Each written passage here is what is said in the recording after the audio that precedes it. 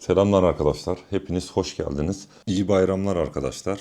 Şimdi bu videoda bir çiftlikteki 5 önemli kuraldan bahsedeceğim. Bunlar benim kurallarım ama siz kendinize de uyarlayabilirsiniz. Hemen hızlıca geçiyorum. Birinci kural kesintisiz, temiz ve sağlıklı su dedik arkadaşlar. Elbette su yani ne olabilir? Başka bir şey olacak değil ya tabii ki su ama sahada yıllarca bazı şeyler gördüm arkadaşlar. Bunlardan size bahsetmek istiyorum. 7-8 yıllık çiftliklerin sularının bittiğini gördüm. Mesela o zaman var suyu adamın. Basmış sondajdan, arıtmadan çekiyor falan. Su bitince yani bir anda işte 5.000 hayvanla 3.000 hayvanla baş başa kalma durumları oldu arkadaşlar. Ve su hep azalan bir şey. Hep sondajlar derine gidiyor. 50 metre, 100 metre, 300 metre. Derine gittikçe de o suyun işte tuzluluğu, işte kükürtü bilmem bir şeyi artmaya başlıyor ve zehirli hale geliyor. Şimdi her işletmenin de arıtma kurma şansı olmayabiliyor. Bunun için suyun önemli ve temiz ve kesintisiz olması gerekiyor. Çünkü bugün bulduğunuz su belli bir süre sonra muhtemelen azalacak ve belki de kalmayacak yani. Belki de siz de sıradaki susuz kalacak çiftlik sizinki olacak. Tuzlu suyla ya da işte değerleri iyi olmayan bir suyla sadece besi bile yapsanız ben bunu gördüm sahada. Temiz suyu olanlar tuzlu suya göre karkas kilolarında 30 kilo, 40 kilo, 50 kilo farklar oluşuyor. Yani aynı hayvan, ikisi de Angus, aynı kiloda besiye alınıyor, aynı anda besiye alınıyor. Aynı yemleri tüketiyorlar, aynı yemle besleniyor ama bir tanesi suyu daha iyi güzel olduğu için diğerinden suyu tuzlu olandan 30 kilo, 40 kilo, 50 kilo daha fazla ağırlığa ulaşıyor. Yani bu da aynı zamanda yine tabii bakım beslemeye de giriyor. Yani bakım beslemedeki bir hataya da giriyor. Mesela sahada şöyle düşünülür genelde. Ya işte burada su içiyor, bu dereden içiyor falan. Ya öyle bir şey yok. Sen ne içiyorsan hayvanın suyu da aynısı olacak. Ya sen damacanadan içiyorsan hayvan da o kadar temiz olacak yani suyu. Tertemiz olmak zorunda arkadaşlar. Bunu tartışılmaz yani. Şimdi ikinci kuralı da mera diyelim arkadaşlar. Şimdi mera tabii kapalı sistem besi sığır yapıyorsanız merayla bir işiniz yok ama ülkemizde bu pahalılıkta işte küçük baş bir işletmede yani merasız ben olmayacağını düşünen taraftayım. Tabii kapalı yapanlar var ama bizim ülke şartlarında ve ekonomik yapmak istiyorsanız merayı değerlendirmeniz gerekli olduğunu düşünüyorum arkadaşlar. Meraların genişliğinden bahsediyorum. Yani meraya erişimden bahsediyorum. Hayvanın rahatça meraya çıkıp çıkamadığı önemli arkadaşlar. Benim bulunduğum köyde de çok çok aman aman bir mera yok. Ama yani işte yine de hayvanlar bir çıkabiliyor. İşte gezinebiliyor, bir karnını doyurabiliyor. Belli aylarda verimli olabiliyor meralar. İşte bahar aylarında, güz aylarında. Ama yani çobana da çok yük bindirir. Eğer merada sıkıntı varsa, işte atıyorum kalabalık bir meraysa, yani başka hayvanlar varsa, başka sürüler varsa, çok kurak bir merada tozun toprağın içinde hayvan oradan oraya oradan oraya koşturup durursunuz. Onun için meraya erişim aynı zamanda çobanın da yükünü azaltan bir şey. Şimdi sıkıntılı bir merada çoban işte oraya girmesin hayvan, buraya girmesin. Yoldan geçireceğim dert, tren yolundan geçireceğim bir dert işte. Geçitten, tren yolu geçitinden geçireceğim falan. Yani Meranıl'da ne kadar bu işler azsa hem çoban daha rahat edecektir hem de sizin hayvanlarınız işte daha az yürüyüp daha az gezinip daha çok verim alacaktır. Bunun için mera olmazsa olmazlardan arkadaşlar. Meraya sınırsız yani kesintisiz erişiminiz olması lazım.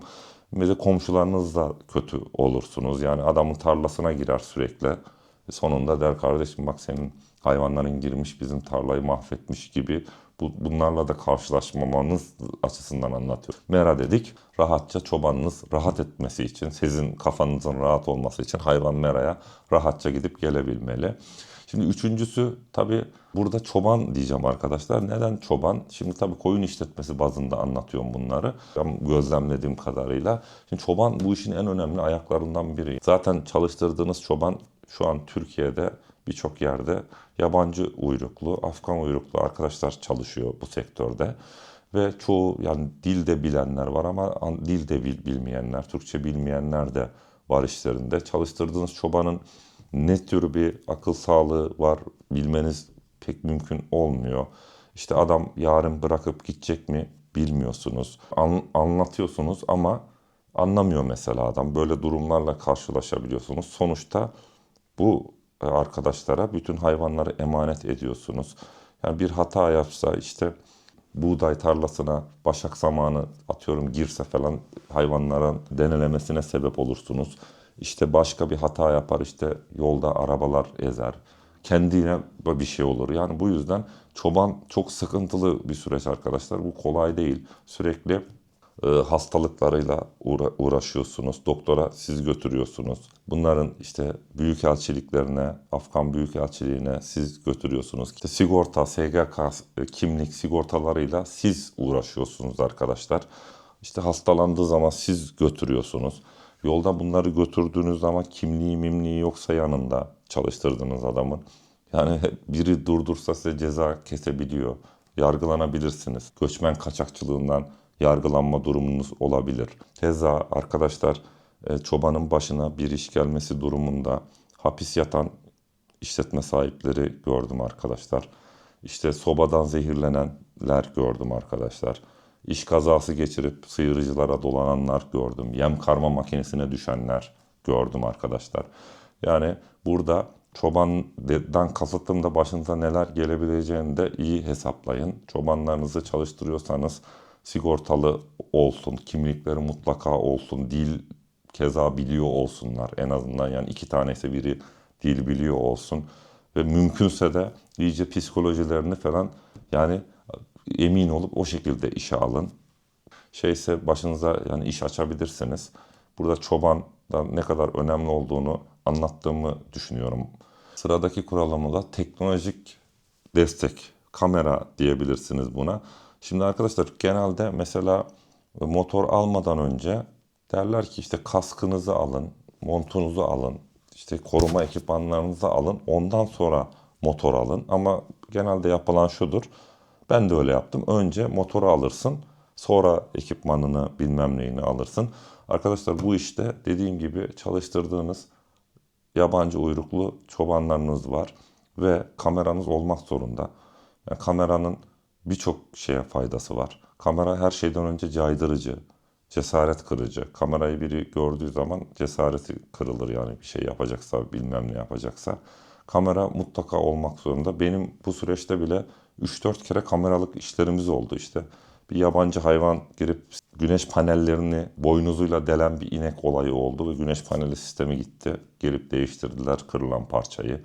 Ve hayvan sahibi benim hayvanımın yaptığı ne malum gibi cümleler kullandı. Elimizde drone görüntüleri falan da var ve köyde başka büyükbaş hayvan da yok. Yani 3 tane büyükbaş hayvan var.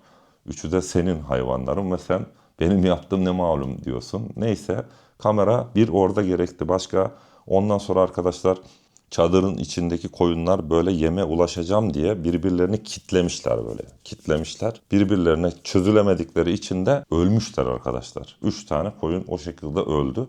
Kamera olsaydı belki görülürdü. 3 ölmezdi de bir ölürdü. Daha erken müdahale edilirdi. İşte bir başka sebep hani çobanın başına bir iş kazası mı geldi, bir şey mi oldu onu görme şansınız olur. Adam ne çalıştırdı yani kimi çalıştırdığınızı çok bilmiyorsunuz. Sahra nöbeti mi geçiriyor bu adam?